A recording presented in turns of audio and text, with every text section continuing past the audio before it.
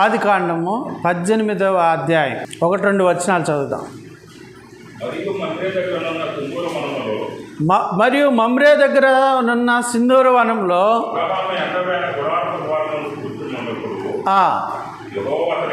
యెహోవా అతనికి కనబడెను. అతడు కన్నులెత్తి చూచినప్పుడు 3 మనుషులు అతని ఎదుట నిలువబడి ఉండేది.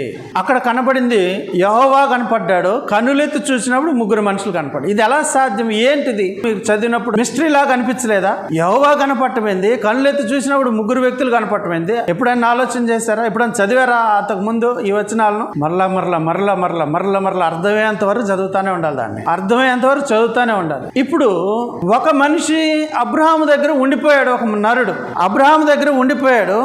ఆ నరుడే యెహోవా అని చెప్పబడింది. యెహోవా సన్నిధిలో అబ్రహాం ఇంకా ఉండెను అని ఉంది. తర్వాత అక్కడ నుండి 2 మనుషుల్ని సొదొమ గొమొర్రాలకు పంపిస్తాడు. అక్కడ నుండి యెహోవా వచ్చిన కార్యం ఏమిటా కార్యము అంటే, సొదొమ గొమొర్రా పట్టణాలను నేను నాశనం చేయబోతున్నాను అని అబ్రహామునకు తెలియజేయడానికి. అబ్రహాము తన సహోదరుడైనటువంటి లోతు గురించి వేడుకుంటాడు అనే సంగతి తెలుసుకొని ప్రభువారు అక్కడికి వచ్చి అబ్రహామునకు ఛాన్స్ ఇచ్చినటువంటి సందర్భం అది.